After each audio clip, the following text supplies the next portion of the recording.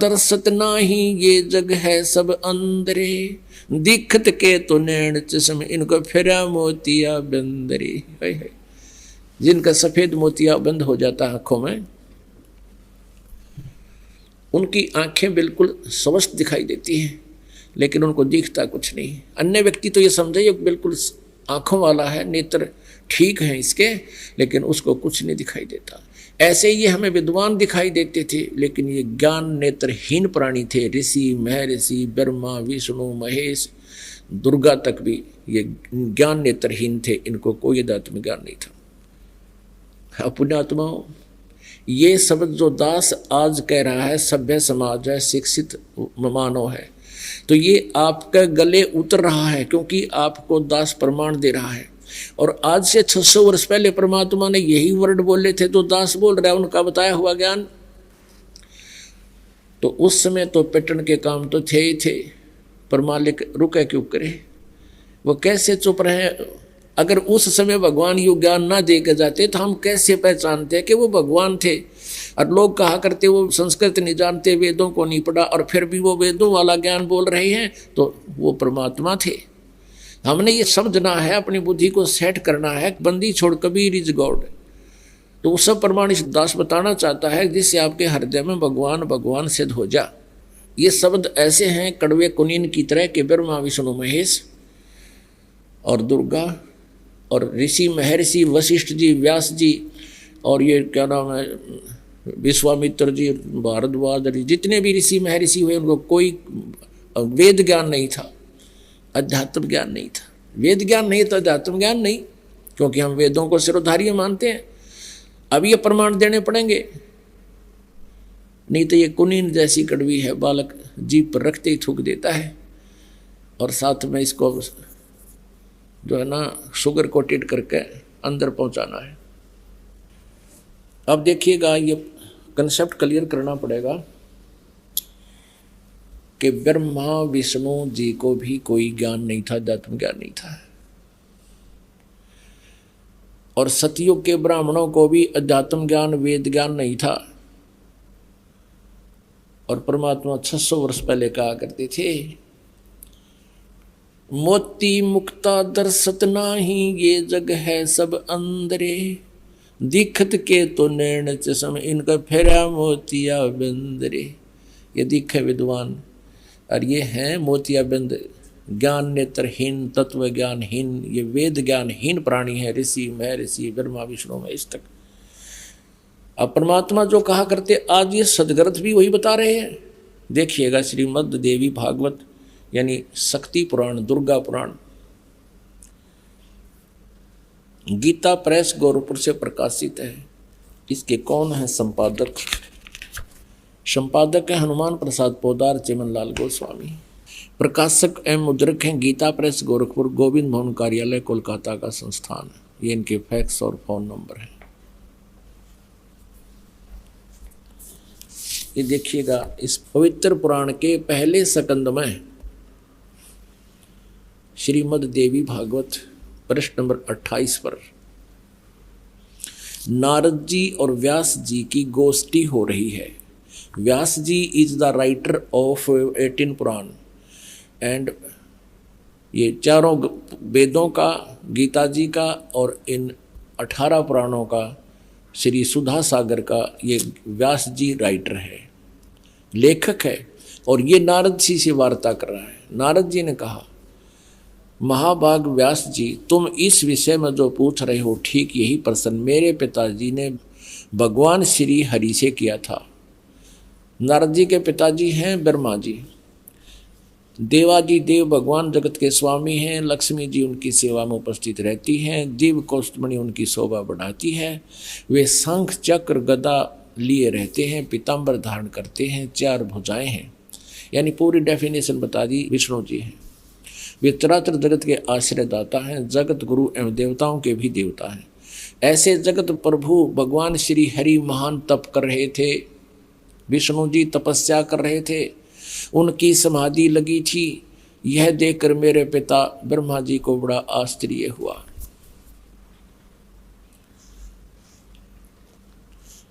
अतः उन्होंने उनसे, यानी ब्रह्मा जी ने विष्णु जी से जानने की इच्छा प्रकट की। ब्रह्मा जी ने पूछा, प्रभु आप देवताओं के अध्यक्ष, जगत के स्वामी और भूत भविष्य एवं वर्तमान सभी जीवों के एकमात्र शासक हैं। भगवान फिर आप क्यों तपस्या कर रहे हैं और आप किस देवता की आराधना में ध्यान मग्न हैं? मुझे असीम आश्चर्य तो ये हो रहा कि आप देवेश्वर यानी सब देवों के मालिक, सब भगवानों के भगवान, ब्रह्मा जी विष्णु को कह रहा भगवानों के भगवान है, एवं सारे संसार के शासक होते हुए भी समाधि लगाए बैठे हैं। अब विष्णु जी ने क्या उत्तर दिया? ब्रह्मा जी के विनीत वचन सुनकर भगवान श्री हरि बोले, ये वचन बोले। श्री हरि उनसे कहने लगे, ब्राह्मण सावधान होकर सुनो, मैं अपने मन का विचार व्यक्त करता हूँ। देवता, दानव, मानव सब यही जानते हैं कि तुम सृष्टि करते हो, मैं पालन करता हूँ और शंकर संहार किया करते हैं, किंतु फिर भी वेद के पारगामी पुरुष अपनी युक्ति से यह सिद्ध करते हैं कि रचने, पालने और संहार करने की यह योग्यता जो हमें मिली है, इसकी अधिष्ठात्री शक्ति देवी है। वे कहते हैं कि संसार की सृष्टि करने के लिए तुम में राजसी शक्ति का संचार हुआ है। इसलिए भी सिद्ध हो रहा कि रजगुण ब्रह्मा, सतगुण विष्णु, तमगुण शिव जी हैं। मुझे सात्विक शक्ति मिली है और रुद्र में तामसी शक्ति का आविर्भाव हुआ है। सुवर्त प्रत्यक्ष और परोक्ष दोनों उदाहरण मैं तुम्हारे सामने रखता हूँ, सुनो। यह निश्चित बात है कि उस शक्ति के अधीन होकर ही मैं यानी विष्णु शेष नाग की सैया पर सोता हूँ। सृष्टि करने का अवसर आते ही जाग जाता हूँ। मैं सदा तप करने में लगा रहता हूँ और उस शक्ति के शासन से मैं कभी मुक्त नहीं रह सकता। कभी अवसर मिला तो लक्ष्मी के साथ सुखपूर्वक समय बिताने का सौभाग्य प्राप्त होता है। मैं कभी तो दानों के साथ युद्ध करता हूँ। अखिल जगत को यानी सारे जगत को भय पहुँचाने वाले दैत्यों के विकराल शरीरों को शांत करना मेरा परम कर्तव्य हो जाता है। ये भी सिद्ध हो रहा है, परमात्मा कहते कबीर जी, तंदर सुखिया कोई ना देखा, दो देखा सो दुखिया हो। और ब्रह्मा विष्णु महेश्वर दुखिया जिन ये राह चलाई हो। ये कहता मैं सदा तप करने में लगा रहता हूँ और शक्ति के शासन से कभी मुक्त नहीं रह सकता। कभी अवसर मिला तो लक्ष्मी के साथ थोड़ा सा सुखपूर्वक समय व्यतीत करता हूँ और फिर राक्षसों के साथ लट्ठम लट्ठा रहता हूँ, दानों के साथ युद्ध करता रहता हूँ। इनको सुख नाम की चीज़ नहीं, आप पर स्वीकार कर रहे हैं भगवान। और अब देखो विष्णु जी कह रहे हैं मुझे सब प्रकार से शक्ति के अधीन होकर रहना पड़ता है, मैं पराधीन हूँ और उन्हीं भगवती यानी दुर्गा शक्ति को का मैं निरंतर ध्यान किया करता हूँ, उसी की पूजा करता हूँ। ब्रह्मा जी मेरी जानकारी में, मेरे स्पिरिचुअल नॉलेज में इस भगवती शक्ति से बढ़कर दूसरे कोई देवता नहीं। अब आ लिया अंत विष्णु जी के आध्यात्मिक ज्ञान का। नो कह दुर्गा तो ऊपर कोई भगवान को ना, जितनी मन जानकारी है। अपने आत्माओं, यदि ये दास ये शब्द कह के छोड़ देता कि ब्रह्मा विष्णु महेश दुर्गा आदि और इन ऋषियों में ऋषियों को आध्यात्मिक ज्ञान नहीं था, तो पहली बार जो प्राणी सुने वो उठ कर चला जाने कहे तो नरी बकवाद करे है। और अब ये प्रमाण देख करके वो पुण्यात्मा जो एकाध आए होंगे, नए भक्त भी बहुत आते हैं। इसलिए दास का उद्देश्य होता है कि पहली कक्षा से लेकर और पीएचडी तक का ज्ञान इसी सामूहिक शिक्षा स्थल यानी सत्संग के माध्यम से देऊं, ताकि ये ज्ञान यज्ञ का लाभ सभी प्राणियों को होवे। तो यहाँ ये स्पष्ट हो गया कि विष्णु जी को ज्ञान नहीं, ब्रह्मा नाप पर ज्ञान नहीं, विष्णु तो पूछे, नारद ने ज्ञान नहीं और व्यास जी को ज्ञान नहीं। और आगे देखिए दुर्गा क्या कहती है। विष्णु जी तो कहते मैं दुर्गा से ऊपर कोई भगवान ना मानता, ना मन पता। और अब दुर्गा क्या कहती है, दुर्गा जी क्या कहती है देखिएगा 7वें स्कंद में 562 पृष्ठ पर 7वां स्कंद, वही श्रीमद देवी भागवत, ये वही पुराण है। अब यहाँ देखिएगा 7वां स्कंद और 562 पृष्ठ। देवी जो है दुर्गा हिमालय राजा को ज्ञान दे रही है। देवी द्वारा हिमालय को ज्ञानोपदेश, ब्रह्म स्वरूप का वर्णन यानी ब्रह्म के बारे में जानकारी दे रही है। श्री देवी कहने लगी पर्वतराज, ये पहले तो अपने बारे में बताती है, फिर अब अपनी को भी रिजेक्ट करती है। कहती है उस ब्रह्म का क्या स्वरूप है यह बतलाया जाता है। जो प्रकाश रूप सबके अत्यंत समीप में स्थित हृदय रूप गुहा में स्थित होने के कारण गुहाचर नाम से प्रसिद्ध और महान पद अर्थात परम प्राप्य है, वह समस्त प्रजा के ज्ञान से परे है, अर्थात किसी की बुद्धि में आने वाला नहीं है, यह तुम जानो। जो परम प्रकाश रूप है, जो सूक्ष्म से भी अत्यंत सूक्ष्म है, जिसमें संपूर्ण लोक और उन लोकों में निवास करने वाले प्राणी स्थित हैं, वही यह अक्षर ब्रह्म। अब दुर्गा उवा बाई बोल रही है, कदे तो इस ब्रह्म को अक्षर ब्रह्म कहती है, कहीं इसको ब्रह्म कहती है। अब देखना, वही सबके प्राण है, वही सबकी वाणी है और वही सबके मन है, वह यह परम सत्य अमृत अविनाशी तत्व है सौम्य। उस वेदने योग्य लक्ष्य का तुम वेदन करो, मन लगाकर उसमें तन में हो जाओ। अब हम थोड़ा सा यहीं से ले लेते हैं। उस एकमात्र परमात्मा को ही जाने, दूसरी सब बातों को छोड़ दे। यही अमृत रूप परमात्मा के पास पहुंचाने वाला पुल है। संसार समुद्र से पार होकर अमृत स्वरूप परमात्मा को प्राप्त करने का ये सुलभ साधन है। इस आत्मा का ओम के जप के साथ ध्यान करो। इस अज्ञान में अंधकार से सर्वथा परे और संसार समुद्र से उस पार जो ब्रह्म है उसको पा जाओगे, तुम्हारा कल्याण हो। इसने स्पष्ट कर दिया, अपनी पूजा को भी कह दिया मत करो, मेरी पूजा भी। एकमात्र परमात्मा को ही जाने, दूसरी सब बातों को छोड़ दे। उसका ओम नाम है और ब्रह्म, ओम नाम के जाप से ब्रह्म प्राप्ति उद्देश्य रखो। ब्रह्म की जाप करो, ब्रह्म का जाप करो। और वो कहाँ रहता है? वह यह सबका आत्मा ब्रह्म, ब्रह्म लोक रूप दिव्य आकाश में स्थित है। अब क्लियर कर दिया दुर्गा ने कि केवल ब्रह्म की पूजा करो, उसका ओम जाप है, वो ब्रह्म लोक में रहता है। अपने आत्मा दुर्गा जी ने, देवी ने, जो इन ब्रह्मा विष्णु महेश से सुप्रीम है, इन्होंने इन ब्रह्मा विष्णु महेश नारद व्यास के सब के ज्ञान को रिजेक्ट कर दिया। अब देवी कहती है केवल ब्रह्म ही फाइनल गॉड है, कंप्लीट गॉड है। अब ब्रह्म क्या कहता है? ब्रह्म श्रीमद् भगवत गीता अध्याय नंबर 8 के श्लोक नंबर 13 में जो श्री कृष्ण जी में प्रवेश करके ये काल ब्रह्म बोल रहा है, ये कहता है कि ओम इति एक अक्षरम ब्रह्म व्यवहारन माम अनुस्मरण। ओम यह एक अक्षर मंत्र है, उच्चारण करके सिमरण करता हुआ जो शरीर छोड़कर जाता है, यानी आखिरी सांस तक जो मेरे ओम नाम का जाप करता रहता है, वो मेरे वाली परम गति को प्राप्त होता है। और फिर ये गीता ज्ञानदाता ब्रह्म क्या कहता है? चौथे अध्याय के 5वें और 9वें श्लोक में, दूसरे अध्याय के 12वें श्लोक में श्रीमद् भगवत गीता में कहता, अर्जुन तेरे और मेरे बहुत जन्म हो चुके, तू पहले भी था, मैं भी था, ये राजा लोग भी थे, ये सैनिक भी थे, और ये ना सोच हम आगे ना जन्माएंगे। मेरे जन्म और कर्म अलौकिक हैं। तो पुण्यात्माओं, अब गीता ज्ञानदाता क्या कहता है?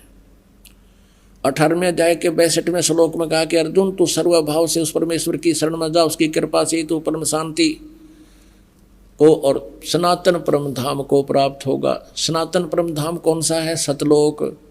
उसके बारे में 15वें अध्याय के 1 से लेकर 4 श्लोक में कहा है कि तत्वदर्शी संत ऐसा होगा जो सब उल्टे लटके संसार के सभी पार्ट्स बता देगा, उसके विभाग बता देगा। उसके पश्चात उस परम पद परमेश्वर की खोज करनी चाहिए, जहाँ जाने के बाद फिर साधक कभी लौटकर संसार में वापस नहीं आता, अर्थात उसको पूर्ण मोक्ष हो जाता है। इससे सिद्ध है कि गीता ज्ञान दाता ब्रह्म से भी ऊपर कोई सुप्रीम पावर है और वो परम अक्षर ब्रह्म है। उसका अभी आपको उल्लेख बताया था 8वें अध्याय के प्रथम श्लोक में अर्जुन ने पूछा था कि 7वें अध्याय के 29वें श्लोक में जिस तत्ब्रह्म के बारे में आपने बताया वो किम तत्ब्रह्म, 8वें अध्याय के 3रे श्लोक में कहा कि वो परम अक्षर ब्रह्म है। तो इससे सिद्ध हो गया कि ना ब्रह्मा ने ज्ञान, ना विष्णु ने ज्ञान, ना शिव ने ज्ञान, क्योंकि ब्रह्मा और विष्णु शिव एक ही सत्र का ज्ञान रखते हैं। और ना दुर्गा को कंप्लीट ज्ञान, वो ब्रह्म को फाइनल बता रही है। और ब्रह्म कहता है मेरे और तेरे तो बहुत जन्म हो गए, जन्म मृत्यु सदा ये दुख बना रहेगा, परम शांति नहीं हो सकती। यदि तूने मेरी शरण में रहना है तो उठा लठ और कर युद्ध, ऐसा यहाँ करना ही पड़ेगा। और तुझे परम शांति चाहिए तो उस परमेश्वर की शरण में जा, ये फाइनल कर दिया। अब आपको दिखाते हैं कि सतयुग के ब्राह्मणों ने किसा वेद ज्ञान था। देखिएगा पुण्यात्माओं, सौभाग्य है आप जी का, आपको ये अमृत ज्ञान सुनने को मिल रहा है। सौभाग्य आपका, आपको ये अमृत ज्ञान सुनने को और देखने को मिल रहा है। ये छठा स्कंद संक्षिप्त देवी भागवत 414 पृष्ठ पे जन्मेजय ने पूछा, महाभाग किस युग में कैसा धर्म का स्वरूप है, इस संपूर्ण विषय को विशेष रूप से बताने की कृपा कीजिए। व्यास जी बोले, राजन यह निश्चय है कि सतयुग में ब्राह्मण वेद के पूर्ण विद्वान थे। देखिए व्यास जी कह रहे हैं कि सतयुग में ब्राह्मण वेद के पूर्ण विद्वान थे और उनके द्वारा निरंतर भगवती जगदम्बा यानी देवी का, दुर्गा की आराधना होती थी। भगवती का दर्शन करने के लिए उनका मन सदा ललायित रहता था। प्रत्येक गांव में शक्ति का मंदिर उद्घाटन हो, इस विषय की उनके मन में बड़ी उत्सुकता रहती थी। देवी की पूजा करा करते, वेद के विद्वान है तेरा गजब वही है। अरे ये सतयुग में ये मंदिर का लठी कटवाए नकली ब्राह्मणा ने, ये काम बिगाड़ रखे सारा, अपने स्वार्थ बस अपने चेले बिठा दिए, उन्हें पूजा लागी, इनकी मौज माचगी। प्रत्येक गांव में शक्ति का मंदिर हो। अब यहाँ क्या बता, देखिए ये तो सतयुग के ब्राह्मणों की स्थिति, अब कलयुग के ब्राह्मणों की स्थिति थी। और सुन लो इसी पवित्र पुराण में, धर्म की यही स्थिति त्रेता में भी रही, परंतु कुछ ह्रास हो गया था। सतयुग की जो स्थिति थी वह द्वापर में विशेष रूप से कम हो गई थी। राजन उन प्राचीन युगों में यानी सतयुग त्रेता द्वापर में जो राक्षस समझे जाते थे वे कली में ब्राह्मण माने जाते हैं कलयुग में, क्योंकि अब के ब्राह्मण प्राय पाखंड करने में तत्पर रहते हैं, दूसरों को ठगना, झूठ बोलना और वैदिक धर्म कर्म से अलग रहना कलयुगी ब्राह्मणों का स्वाभाविक गुण बन गया है। पुण्यात्माओं, परमेश्वर ने 600 वर्ष पहले कहा था, वेद पढ़े पर भेद न जाने, ये बाँचे प्राण 18 और पत्थर को ये पत्ते खुआवे, भूल गए सिरजनहारा। वेद पढ़ने भेद नहीं जाने, अरे ये बाँचे पुराण 18 और कह खेगा पता नहीं नहीं पुराणों में क्या लिखा हुआ है। ब्रह्मा जी अजरो अमर है, सर्वेश्वर है, महेश्वर है, इनकी कोई माता पिता नहीं, यही समृद्ध शक्ति है और ये जन्मते मरते नहीं। और पुराणों में लिखा है ये जन्मते और मरते हैं, इनका तो जन्म और मृत्यु होती है। यही अपनी देवी पुराण आपको स्पष्ट करेगी। पुणात्माओं, जब तक हम अपने उन पवित्र सदग्रंथों से स्वयं परिचित नहीं होंगे तो हमारे अंदर जो जमा हुआ ये युगों युगों का लोक वेद या दंत कथा हटे नहीं, और इसके हटे बिना भगवान की रुचि बढ़े नहीं तो हमारी इन्हीं में आस्था पड़ी रहेगी। तो दास का उद्देश्य यही है कि आपको रूबरू करा दूं ताकि आप प्रत्यक्ष प्रमाण देखकर भगवान को पहचान सकें और ज्ञान समझ सकें। और ज्ञान समझ में आ गया फिर तो ये परमात्मा की महिमा बच्चा बच्चा गाया करेगा। और कोई भी नहीं कहेगा कबीर इज गॉड, अब तेनों कह छोड़ किसने कबीर गॉड बना दिया, देख लो भाई सुन लो, ये उस कबीर दानक न भगवान बतावे। यानी 1000 लाख करोड़ आदमी ये कहने वाले मिलेंगे। और फिर क्या होगा, एक भी विरोध करनिया नहीं होगा, वो यूँ कहेंगे कि हाँ भाई भगवान कबीर इज गॉड। भाई कबीर तो परमात्मा ही थे, यही पूर्ण ब्रह्म थे। तो उस स्थिति में आने के बाद फिर हम केवल आप जी को परमात्मा के वो ज्ञान महिमा कोड वर्डों में भी सुनावांगे तो भी समझ में आवेगी आपके, और आनंद और अधिक होगा। तो उसके लिए ये खेत तैयार किया जा रहा है, ये फील्ड तैयार किया जा रहा है, सदग्रंथों को रूबरू किया जा रहा है। और जैसे बच्चा स्कूल जाता है और वहाँ 6 घंटे 7 घंटे तक वो क्लास में गर्मी सर्दी सब कुछ सहन करता हुआ और ज्ञान ग्रहण करता है, और लगभग 1 वर्ष में जाकर वो 1 कक्षा को उत्तीर्ण करने योग्य होता है, और 15-16 वर्ष 20 वर्ष तक कंटिन्यू पढ़ाई करने के बाद उसको वो ज्ञान से परिपक्व होता है और 2 रोटी का साधन बनता है। और इसलिए यहाँ आप जी को ये दास एक ये सत्संग रूपी लेक्चर सुना रहा है इनको आप जी ने सुनना ही पड़ेगा इस परमात्मा के पाने के लिए और मोक्ष प्राप्ति के लिए। तो इसमें किसी प्रकार की थोड़ी बहुत गर्मी सर्दी जो भी मालिक की दया है, कोशिश तो इन दासों की रहती है कि परमात्मा के बच्चों को कोई असुविधा ना हो। हर तरह की संभव कोशिश करते हैं गर्मी सर्दी से आपको बचा कर फिर भगवान का गुणगान सुनाने की। फिर भी हमें इतना डेर होना चाहिए, हिम्मत रखनी चाहिए। जैसे हम किधर बस में जावे हैं या ट्रेन में जाते हैं अपने रोजी रोटी के लिए, तो 6-6 घंटे एक पैर पर खड़े रहते हैं डंडा पकड़ के। इतनी भीड़ में भी हम कभी परवाह नहीं करते। जावा की तो उतरना जगह को नहीं, उतर जावा ताकि आप सेंट लगे मजबूरी। तो पुण्यात्माओं यहाँ थोड़ा बहुत आप जी को गर्मी सर्दी से थोड़ा बहुत कष्ट भी होता है, तो परमात्मा के निमित्त ही समझना उसका पुण्य न्यारा होगा। और पहले हम ये ज्ञान नहीं था, भक्ति भी करते थे, भगत भी को आया करते थे और फिल्म भी देखा करते। अब पहले VCR होया करते और इसी लंबी लंबी उनकी कैसेट होती 3-3 घंटे की। संडे को दिन ले आते का आज VCR लेवांगे किराए पर और 3 फिल्म देखेंगे। इसे तो 100 रुपये किराया एक फिल्म में, इस 3 फिल्मों में 100 रुपये किराया ही रात का। तो 3-3 यानी 9 घंटे की फिल्म सांझ ने 7 बजे शुरू कर देते और तड़के 7 बजे ताई चाय बनवाए जाते, पिए जाते, न्यू आँख पाड़े देखे जाते, लेना न देना कुछ भी कोई ना। और यहाँ परमात्मा के लिए जितना भी समय आपको मिलता है सौभाग्य आपका, ये सत्कर्मा लेना, ये बार बार दाव नहीं लगा करता। इसे अमृत ज्ञान को सुनने का, ये दंत कथा सुनते सुनते हम बहरे हो गए, भगवान की भक्ति करते करते हम थक लिए और कोई लाभ मिला नहीं, क्योंकि वो भगवान नहीं मिला जो लाभ दिया करता है, वो परमात्मा का हमें ज्ञान ही नहीं था। परमेश्वर क्या बताया करते, चारों युग में मेरे संत पुकारे और कूक कहा हम हेल रे, हीरे माणक मोती बरसे ये जग चुगता डेल रे। ओए होए। जैसे ऋग्वेद मंडल नंबर 9 सूक्त नंबर 86 मंत्र नंबर 26 और 27, ऋग्वेद मंडल नंबर 9 सूक्त नंबर 82 मंत्र 1, 2, 3, ऋग्वेद मंडल नंबर 9 सूक्त 82 मंत्र 1, और भी अनेक स्थानों पर ऋग्वेद मंडल नंबर 9 सूक्त 96 के मंत्र 16 से 20 तक ये स्पष्ट किया है कि वो परमात्मा सतलोक से गति करके आता है। वो कबीर देव है, कबीर साहब, और अपनी अच्छी आत्माओं को मिलता है। और फिर वो अच्छी आत्माएं फिर परमात्मा के गुणगान आगे संसार को सुनाते हैं। उनमें से कौन कौन वो पुण्यात्मा है जिनको परमात्मा अपने स्वाभाविक गुण अनुसार आते हैं, वो लीला ऐसी ही करते हैं जो वेद बता रहे हैं। उनमें से परमात्मा किन किन को मिले, आदरणीय धर्मदास साहिब जी को, आदरणीय नानक साहिब जी को, आदरणीय मलुकदास साहिब जी को, आदरणीय गरीबदास साहिब जी को, आदरणीय दादूदास साहिब जी को, आदरणीय घीसा दास साहिब जी को। ये वो श्रेष्ठ आत्मा, और इन पुण्यात्माओं ने, इन संतों ने आगे परमात्मा के गुणगान गाए, यही ज्ञान दिया जो परमात्मा उनको बता कर गई थी। उनके विषय में कह रहे हैं कि चारों युग में संत पुकारे कूक कहा हम हेल रे, हीरे माणक मोती बरसे हैं ये जग चुगता डेल रे। हम तत्व ज्ञान और यथार्थ भक्ति मार्ग रूपी हीरे और मोतियों की वर्षा कर रहे हैं, हमें आपको ज्ञान सुना रहे हैं।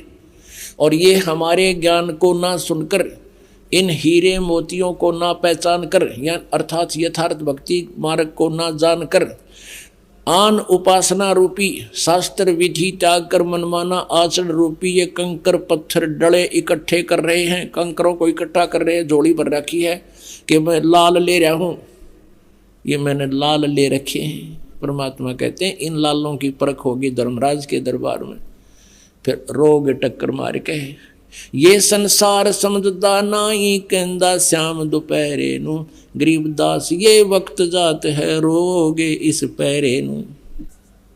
परमात्मा कहते हैं हमरा ज्ञान किने ना सुनिया, अरे पर भी लेन जात है दुनिया। वहाँ धक्के खान जाती रथ पे आज बेला कुंभ का मेला है, पर भी लगेगी सुबह 3 बजे, वहाँ देखा दुनिया का कठ, ने कहा हमरा ज्ञान किने ना सुनिया, ये पर भी लेन जात है दुनिया। कहाँ कहाँ भटक रहे हैं बोली आत्मा। मैं रोवत हूँ सृष्टि को या सृष्टि रोवे मोहे, गरीब दास कबीर साहब कहते हैं इस वियोग को हो समझ ना सकता कोई।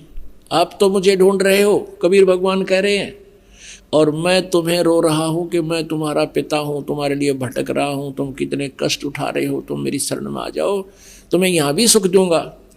और यहाँ तो इस काल के लोग में तुम्हें भाग्य से अधिक कोई नहीं दे सकता, वो मैं दूंगा, जो आवश्यक होगी वही दूंगा। और तुम बालक हो, अननेसेसरी डिमांड करोगे वह नहीं दूंगा, जो तुम्हारे भक्ति में बाधा करे वो नहीं दूंगा, क्योंकि हमारा उद्देश्य आपको काल के जाल से छुटा कर सतलोक ले जाना है। और सतलोक में जाने के बाद आपका ऐसे ही जन्म होगा, एक बार ऐसा ही होगा, फिर कभी मृत्यु नहीं होगी। आपका वहाँ परिवार होगा, आप वहाँ से आए हो, आपके वहाँ पूरी व्यवस्था, पूरे महल मकान एज इट इज है, क्योंकि वो मकान कभी डिस्ट्रॉय नहीं होते, नाश नहीं होते, बहुत सुंदर मटेरियल है, और वहाँ जाकर आप सदा रहोगे। हम अपनी गलती से उस परम पिता के दरबार के भरे थाली का ठोकर मार के आए हैं, इस काल के जाल में फंस गए।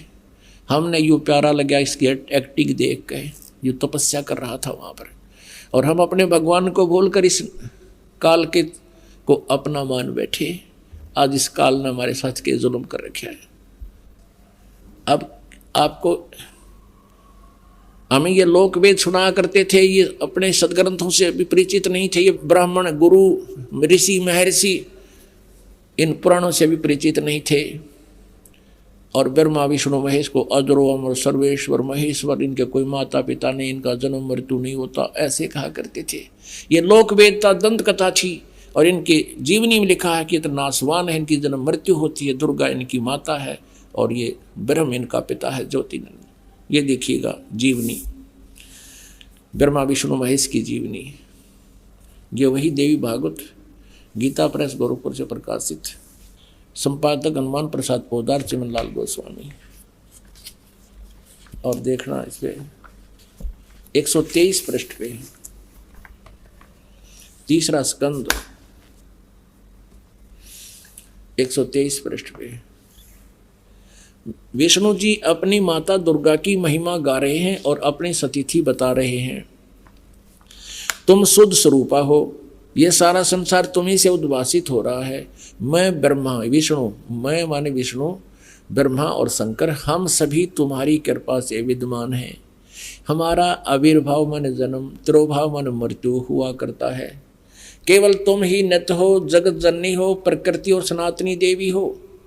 ये प्रकृति शब्द भी याद रखना, आपका गीता जी में काम आएगा, जब 14वें अध्याय में दास आपको बताएगा कि प्रकृति से उत्पन्न तीनों गुण, रजगुण ब्रह्मा, सतगुण विष्णु, तम गुण शिव जी, ये जीव को कर्मानुसार फंसाए रखते हैं। प्रकृति माने दुर्गा, 14वें अध्याय के 3, 4, 5 श्लोक में लिखा है कि प्रकृति मेरी पत्नी है, मैं पति हूँ इसका, इसके पेट में जीव स्थापित करता हूँ, जिससे सब जीवों की उत्पत्ति होती है। विष्णु जी कह रहे हैं कि मैं ब्रह्मा और शंकर, हम सभी तुम्हारी कृपा से विद्यमान है। हमारा आविर्भाव माने जन्म, तिरोभाव माने मृत्यु हुआ करता है।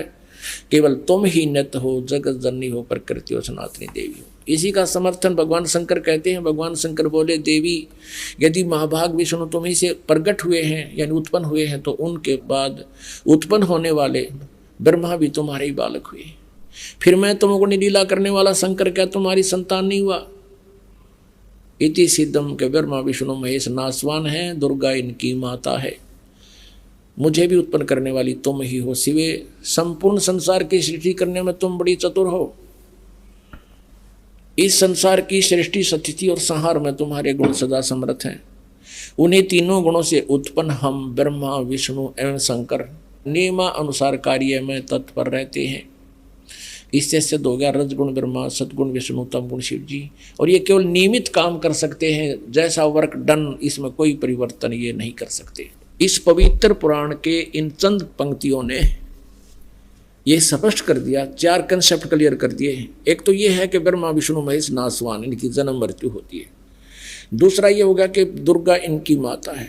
तीसरा ये हो गया कि रजगुण ब्रह्मा, सतगुण विष्णु, तम गुण शिव जी है। और चौथा ये हो गया कि ये केवल जैसा जिसने कर्म किया है उतना ही आपको दे सकते हैं, उसमें कोई परिवर्तन नहीं कर सकते। ये पाप नाश नहीं कर सकते, प्रारब्ध में परिवर्तन नहीं कर सकते। केवल कबीर देव, वो कबीर साहब कर सकते हैं। जिन महापुरुषों ने परमात्मा का साक्षात्कार हुआ, जिनको भगवान आकर मिले, उनमें से एक पुण्य प्राणी, पुण्य आत्मा, पुण्य महात्मा आदरणीय गरीबदास साहिब जी परमात्मा की महिमा बताते हैं। मासा घटे न तेल बधे, विदना लिखे जो लेख, सच्चा सतगुरु मेट कर ऊपर मारे मेख। के विधाता ने जो भी आपके भाग्य में जो अंक लिख दिए, पुण्य और पाप, वो आपने सारे भोगने पड़ेंगे। उसमें कुछ भी परिवर्तन नहीं हो सकता। केवल पूर्ण संत जो पूर्ण परमात्मा का उपासक है, वो कबीर परमात्मा और उसी का कृपा पात्र संत ही आपके भाग्य में परिवर्तन कर सकता, आपके दुखों का निवारण कर सकता है। गरीब जम जो राजा से डरे, मिटे कर्म के लेख, अदली असल कबीर हैं ये कुल के सतगुरु एक। पुण्यात्मा, ये 5 दिन का सत्संग इसीलिए किया गया है। एक तो ऐसी दया परमात्मा की कि ये छुट्टियों के दिन, क्योंकि काल के कुल्ल से छूटना भी बड़ा मुश्किल है। आप जी को यहाँ लेकर भी परमेश्वर ही आए हैं। आप परमात्मा की लीला से जब परिचित हो जाओगे बच्चों, आप रोया करोगे रजाई में मुंह दे के, अखे भगवान आप इतने दयालु, हम तो कति नालायक थे। हम तो उस काल के सांग न फाइनल मान रहे थे, या यो कार या कोठी या फैक्ट्री है मेरी, 1 मिनट में मृत्यु हो जाती है, फिर कहाँ है ये मेरी। ये आंख खोल दी दाता ना हमारी, जो काल ने हमें मूर्ख बना गया, फंसा रखा है, यहाँ से हिलन नहीं देता। मोह ममता फंसा रहा कि बेटा बेटी पोते पोतियाँ में, कार और कोठियों में। इसको हम सतीथी बोलते हैं, ये पौराणिक। और यह ड्यूटी भगवान विष्णु की है, सतोगुण की। और जो हम संतान उत्पत्ति करते हैं या ठाठ बाट इकट्ठा करना चाहते हैं, ये करवा रहा है रजगुण ब्रह्मा जी, ये ब्रह्मा जी की ड्यूटी है। और हमें यह संहार कर रहा है, ये शंकर जी की ड्यूटी है। ये तीनों काल के पुत्र हैं और काल हमें 1 लाख को डेली खा रहा है। अब पुण्यात्मा, ये ज्ञान समझ में होगा जब आप देखना, यहाँ आपको लेकर भी परमात्मा आए हैं, आपकी जमानत करवाते हैं इस काल से।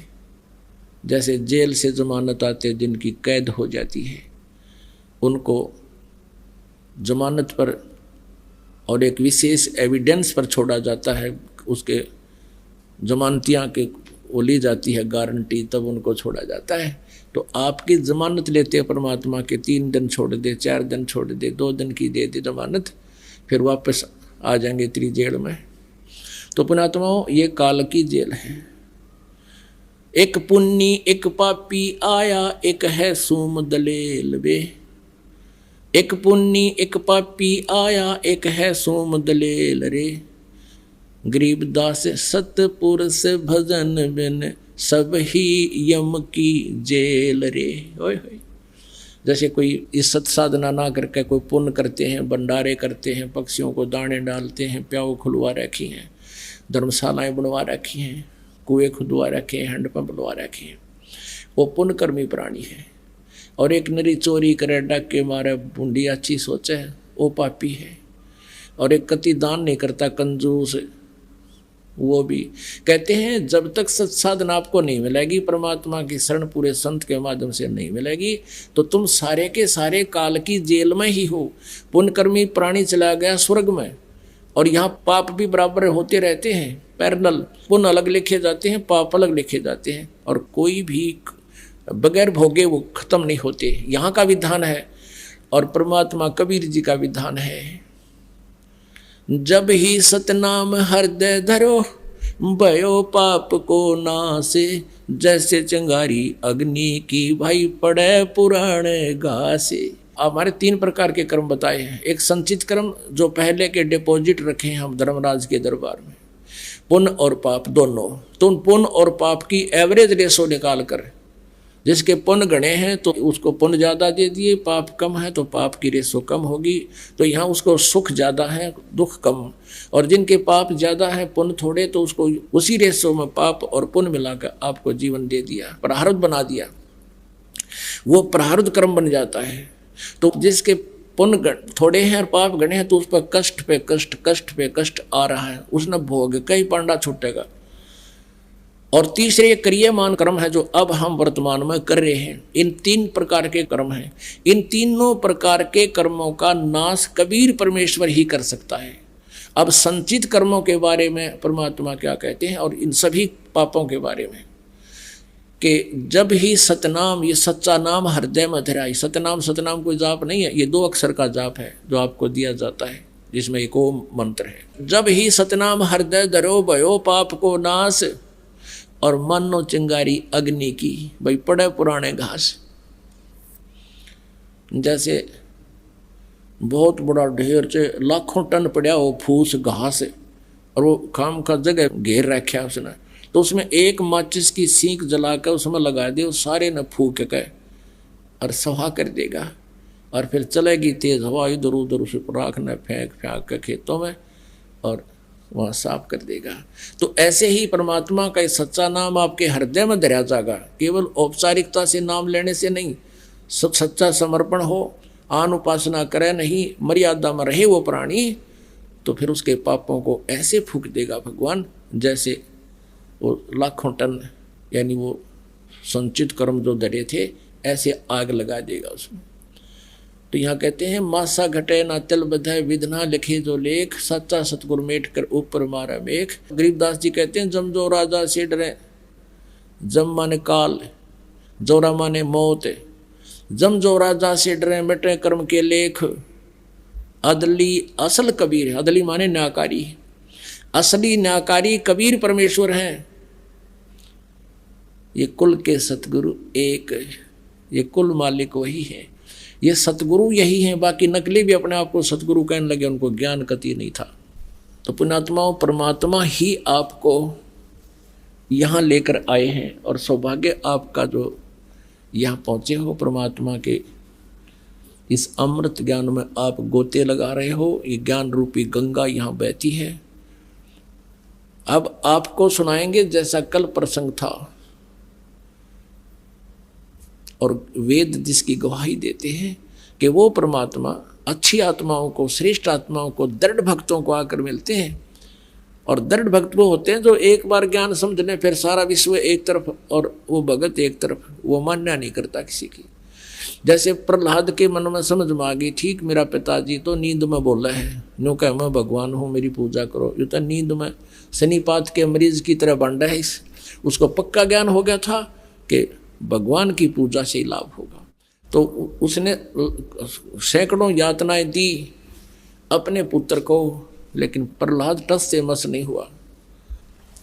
और पुण्यात्माओं, यही स्थिति अब हुई, ये क्रोथा कांड हुआ। इसका कारण यही था कि नकली संतों, ऋषि, आचार्यों की दुकानें बंद होने के कागार पर आ गई। उनको ये डर था कि कहीं जनता को पता ना लग जाए सच्चाई का और तुम्हें थूकें धक्कारें। अगर तुम इसे आचार्य थे, तुमने कह का भी नहीं पता कहाँ के गुरु थे। उन्होंने राजा और प्रजा को भ्रमित करके कितना जुल्म ढा दिया, कितनी झूठ बोल दी, कितनी बकवाद कह दी कि वहाँ ऐसा होता है, ऐसा होता है। लेकिन आप जी प्रहलाद के रोल पर थे। आपने उस समाज और उस झूठे आचार्यों की और इस झूठे मीडिया की कतई नहीं सुनी। जब आप टस से मस नहीं हो सके आपने प्रहलाद वाला रोल किया है। नहीं, इतनी बुंडी सुनकर घर के भी दूर भाग जाए जो हमारे बारे में अफवाहें फैलाई। तो पुण्यात्माओं, यह परीक्षा थी परमात्मा की कि मेरे बच्चे मुझे कितना पहचान सके हैं। क्योंकि 1994 से लेकर 2006 में यू कांड हुआ था। 1994 से लेकर 2006 तक 12 वर्ष लगभग हो गए। इन 12 वर्षों के अंदर परमात्मा ने ये देखना था कि ये बच्चे मुझे कितना पहचान चुके हैं। क्योंकि आज से 600 वर्ष पहले परमात्मा ने एक परीक्षा की थी। एक वैश्या को, सुप्रसिद्ध वैश्या को हाथी पर बैठा के और हाथ में गंगा जल लेकर बोतल में और मुंह का लगा के और उस वैश्या को हाथी पर बैठा कर पूरे बाजार में घूम गए। जब 64 लाख शेष हो गए थे परमात्मा के, तो परमेश्वर कबीर जी ने देखना चाहा था कि ये मुझसे कुछ परिचित भी हैं या सुख ही नहीं मिल रहे हैं इसलिए मुझे भगवान मान रहे हैं। तो उसमें क्या हुआ कि सभी के सभी इस लीला को देखकर 64 लाख के 64 लाख भगवान से विमुख हो गए। लोक वेद सुन के दुनिया कहने लगी, देख थारे गुरु जी ने कितने निकम्मे हैं, ये कैसा जुल्म कर रहे हैं, सरेआम वैश्यावर्ती कर रहे हैं, शराब पी रहे हैं, वैश्या को साथ लिए है।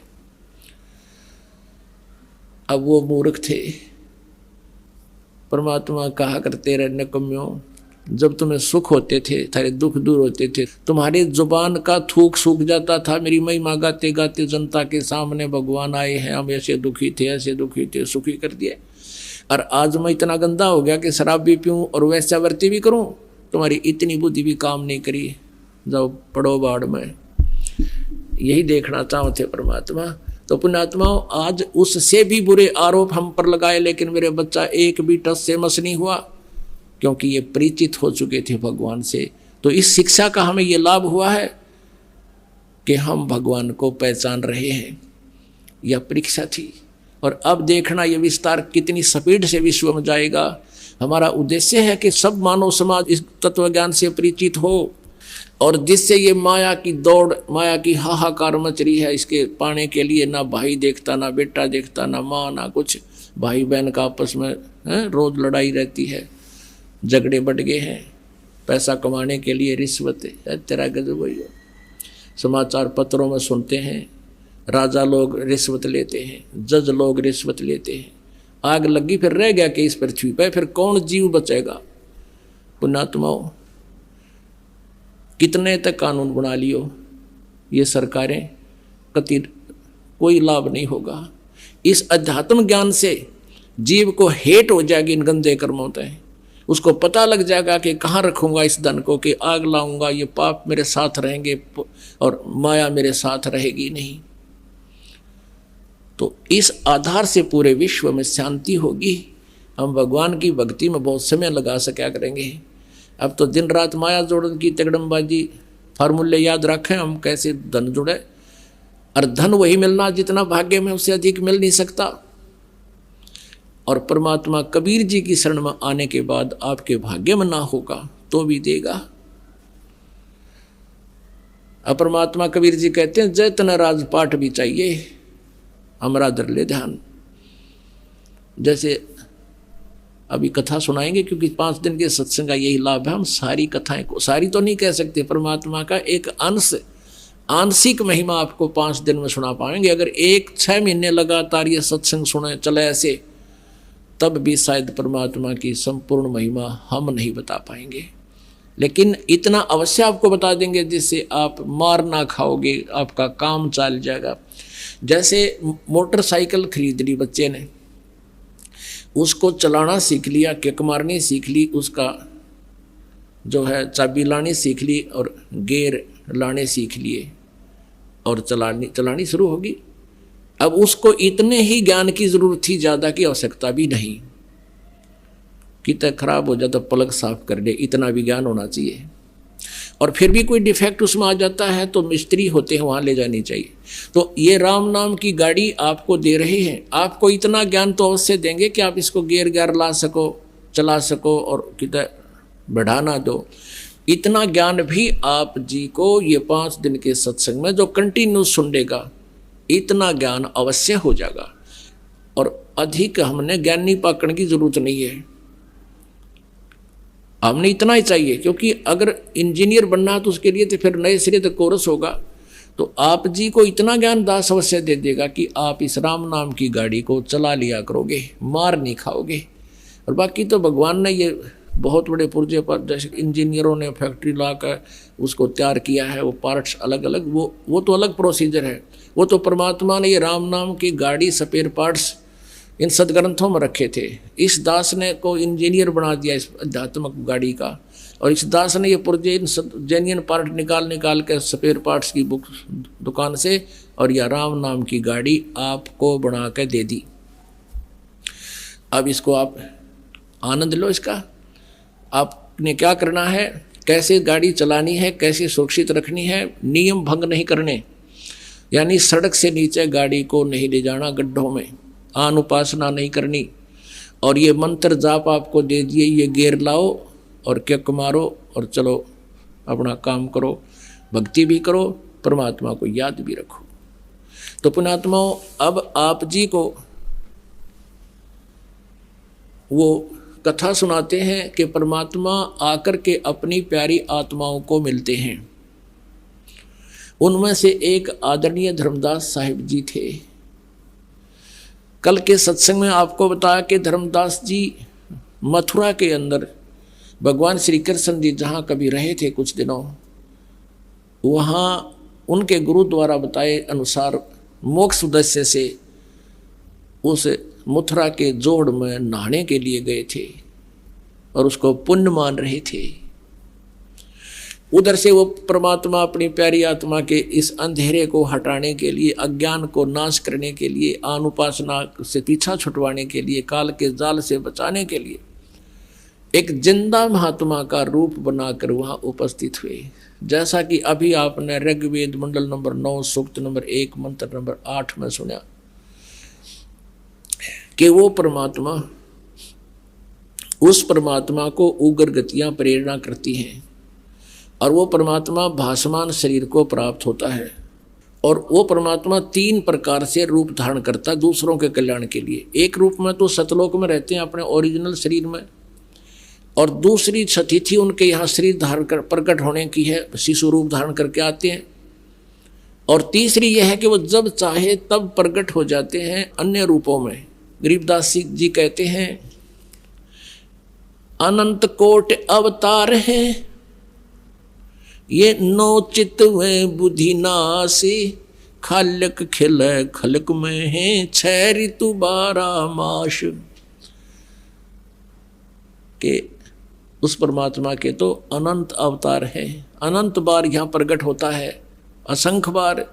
और ये 9 चित्त में बुद्धिनाश, यानी बुद्धिहीन लोग केवल 9 ही अवतार मानते हैं।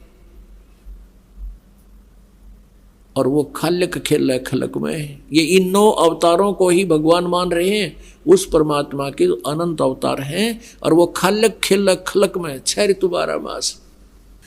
और भगवान क्या बताते हैं, जहाँ जन की महिमा सुनो ता मैं गमन करंत, वो तो नगर निश्चिंत बसो जहाँ मेरे प्यारे संत। अब जो वेद बताते हैं वो परमात्मा गति करके आता है और हमारे आध्यात्मिक यज्ञ में आता है, आध्यात्मिक अनुष्ठानों में भी वो गुप्त रूप में रहता है और अच्छी आत्माओं को आकर मिलता है। और वो परमात्मा स्वयं भी कहते हैं, जहाँ जन से महिमा सुनो, जहाँ मेरी महिमा चलती है, जहाँ मेरा ज्ञान प्रचार होता है, तहाँ मैं गमन करंत, वहाँ मैं पहुँच जाता हूँ एक पल में। पहुँचूंगा क्षण एक में, जन अपने के काज, हिरण्यकशिपु जो मार दूं और नरसिंह धर लूं साज। तो यहाँ परमात्मा कहते हैं, जहाँ जन से महिमा सुनो तहाँ मैं गमन करंत, वहाँ पहुँच जाता हूँ गति करके। और वो तो नगर निश्चिंत रहो जहाँ मेरे प्यारे संत, जहाँ मेरी प्यारी आत्मा है, कहते हैं उस नगरों को भी हानि नहीं होने दूंगा। पवित्र बाइबल में लिखा है, एक जगह कहते हैं एक व्यक्ति के पास भगवान पहुंच गए और उन्होंने कहा कि ऐसे ऐसे उस नगर में बहुत हाहाकार मच रही है और लोग अन्यायी हो गए हैं, उस नगर को मैं नाश करूंगा। तो उस भगत ने पूछा कि प्रभु, यदि उस नगर में आपके 10 भगत होंगे, क्या तुम फिर भी उनको नाश कर दोगे? कि नहीं, यदि मेरे 10 भगत भी होंगे तो भी उस नगर को मैं नाश नहीं करूंगा। फिर पूछा कि वहां आपके यदि 2 भक्त होंगे तो भी नाश कर दोगे? कि नहीं, मेरा 1 भक्त भी होगा तो भी मैं उस नगर का नाश नहीं करूंगा। तो पुण्यात्माओं, यहाँ वही परमात्मा कहते हैं, जहाँ जन की महिमा सुनो तहाँ मैं गमन करंत, और वो तो नगर निश्चिंत रहो जहाँ मेरे प्यारे संत। अब पुण्यात्माओं, 1 भगत के कारण भी एक नगरी बसी रहती है, तो वो कितने निकम्मे आदमी है। तो इसलिए कहते हैं, संत ना होते जगत में तो जल मरता संसार। तो परमात्मा हर युग में रहते हैं, हर पल में रहते हैं, लेकिन वो उस समय उनका जो सतिथि होती है वो गुप्त रहते हैं, उनको कोई पहचान नहीं सकता। ना तो आग ला दे काल यहाँ पे, वो परमात्मा इस जो है जलते हुए काल के लोक में बर्फ का काम करते हैं यहाँ। और परमेश्वर ने प्रत्येक ब्रह्मांड में अपना एक गुप्त स्थान बना रखा है, जैसे राजदूत भवन होता है। और वहाँ रहने से भी हमें बहुत राहत यहाँ मिल रही है। तो पुण्यात्माओं, ये काल है, और काल आपने देखा होगा गीता जी में अपना विकराल शरीर दिखाता है, रूप दिखाता है, जो अर्जुन जैसे योद्धा भी कांप जाते हैं, थर थर कांप रहे होते हैं, और उसने हम भगवान मान रहे थे। तो पुण्यात्माओं, उन पुण्यात्माओं में से जिनको परमात्मा आकर मिलते हैं, एक आदरणीय धर्मदास जी हैं, और जिनके बारे में आपको बताया कि वो अपने उस काल के दूत रूपदास नामक गुरु जी से प्राप्त दीक्षा के आधार से मोक्ष प्राप्ति के लिए मथुरा में पहुंच गए थे। कल आपको बता दिया था कि धर्मदास ने उस तालाब में स्नान किया और मूर्ति पूजा की, भगवान के वस्त्र चेंज करे, फिर धूप दीप देकर गीता जी का पाठ किया। तो परमात्मा ने काफ़ी कुछ ज्ञान समझाने की चेष्टा की थी, लेकिन धर्मदास मान्या नहीं था। सारे ज्ञान को देखकर, गीता जी में प्रमाणों को देखकर भी परमात्मा से विमुख हो गया, नाराज हो गया था, और कहा था कि मैं कोई जीव हिंसा नहीं करता। क्योंकि परमेश्वर कबीर जी एक जिंदा महात्मा के रूप में वहाँ उपस्थित थे। जिंदा महात्मा मुसलमान फकीर। ये टोंट कर सी थी धर्मदास जी ने कि मैं जीव हिंसा नहीं करता। तुम कहने का भाव ये था कि तुम मुसलमान हो, तुम मांस खाते हो, जीव हिंसा करते हो, इसलिए तुम्हारा मोक्ष नहीं हो सकता, हमारा ही मोक्ष होगा। धर्मदास जी का उद्देश्य ये था कहने का। अगले दिन धर्मदास जी ने खाना बनाया, लेकिन सच्चाई से परिचित होकर के वो साधना नहीं कर सका जिसको वो प्रतिदिन किया करता था। अंदर में कसक थी, भगवान फिर एक बार दर्शन दे, और फिर कभी मैं ऑब्जेक्शन नहीं करूँगा, सारा ज्ञान सुनूंगा। अगले दिन उसने खाना बनाना चाहा सुबह वक्त से। उस खाना बनाने में प्रयोग की गई लकड़ियों में बहुत सी चींटियाँ जल गई थी। शेष बची लकड़ी के टुकड़े में भी लाखों की संख्या में चींटियाँ वहाँ चटक पटक होकर जल रही थी। धर्मदास जी एकदम स्तब्ध रह गए। दयालु आत्मा होते हैं भक्त, और एकदम सिहर उठे कि इसे आज के अन्न में करोड़ों चींटियाँ जल गई। इतनी लंबी लकड़ी थी आता है, और इसके अंदर तो पता नहीं कितनी चींटियाँ जल गई, साथ में अंडे भी जल गए। इस भोजन को मैं नहीं खाऊंगा, आज प्रायश्चित करूंगा। और इसका उसने अपने आप एक विकल्प ढूंढा, इसका एक प्रायश्चित का तरीका ढूंढा कि इस भोजन को किसी संत ने खिला दूंगा, मैं आज उपवास रख लूँगा, मेरे ये पाप कट जाएंगे, आज जो पाप नहीं लगेंगे चींटी मरने के। ऐसा ही इसी उद्देश्य से सारे भोजन को लेकर के संत की खोज में निकले। अब परमात्मा कहते हैं आप आरती आप पे साजे, आप पे किंगर, आप पे बाजे। अपने आप परमात्मा ने एक हिंदू साधु का रूप बनाया और एक वृक्ष के नीचे विराजमान हुए। धर्मदास जी ने कहा भगवान साधु जी भोजन पालो, भूख लगी होगी। परमात्मा ने कहा हाँ धर्मदास मुझे भूख लगी है। अब धर्मदास कहा, तब उसने ध्यान से देखा कि आदमी मुझे कैसे जानता है। फिर सोचा कि मैं बहुत धर्म भंडारे करता हूँ, साधु संत आते हैं, जानता होगा। भोजन रख दिया। परमात्मा के पास एक लोटा पानी का भरा रखा था कबीर जी के पास, उसमें से जल उठाया और मंत्र बोले और सभी रोटियों पर छिड़क दिया, सब्जी पर छिटे मार दिए। एक मंत्र बुदबुदाया, सारी भात और सारी सब्जी और रोटियां की चींटी बन गई, सारी थाली काली होगी। झुंड के झुंड चींटियों के बंडे मुंह में लेकर बाहर निकलने लगे थाली से। तब परमात्मा उसी जिंदा महात्मा के रूप में हो गए जिस रूप में पहले दिन वार्ता हुई थी धर्मदास जी के साथ। और कहा रहा धर्मदास तेरे तक कसाई भी अच्छा, तो ये कह रहा था हम जीवन निशानी करते तो कसाई भी कम तेरे तत है। आज इतने पाप करके तू मेरे को खिलाने आया था।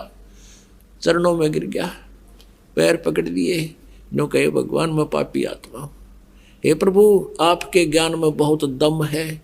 और मेरे हृदय को उसने छलनी कर दिया, कंडम कर दिया दाता, लेकिन मैं अपने अभिमानवश आपके ज्ञान को स्वीकार नहीं कर सका था।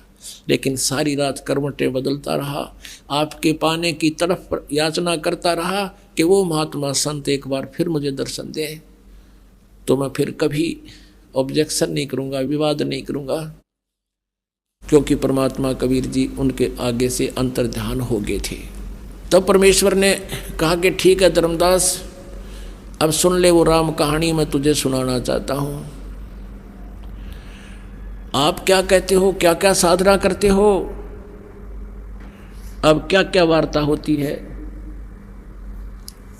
उस आत्मा और परमात्मा की। ज्ञान सुना दे विधि बता दे, हो मेरा कल्याण भक्त मैं अर्ज करूं। ज्ञान सुना दे विधि बता दे, हो मेरा कल्याण भक्त मैं अर्ज करूं। परमात्मा कबीर देव जी प्रथम बार जब मिले कहते हैं, उसको तो महात्मा कहते हैं और स्वयं को अपने आप को एक दास कहते हैं कि मुझे ऐसी विधि बता दे जिससे मेरा कल्याण हो धर्मदास। ज्ञान सुना दे विधि बता दे, हो मेरा कल्याण भक्त मैं अर्ज करूं। धर्मदास जब न्यू बोला, 68 तीर्थ नाऊंगा। धर्मदास जब न्यू बोला, 68 तीर्थ नाऊंगा। गीता जी का पाठ करता हूँ, इस विध मुक्ति पाऊंगा। गीता जी का पाठ करता हूँ, इस विध मुक्ति पाऊंगा। राम कृष्ण के गुण गाऊंगा, मिल स्वर्ग में स्थान भक्त में अर्ज करूं। ज्ञान सुना दे विधि बता दे, हो मेरा कल्याण भक्त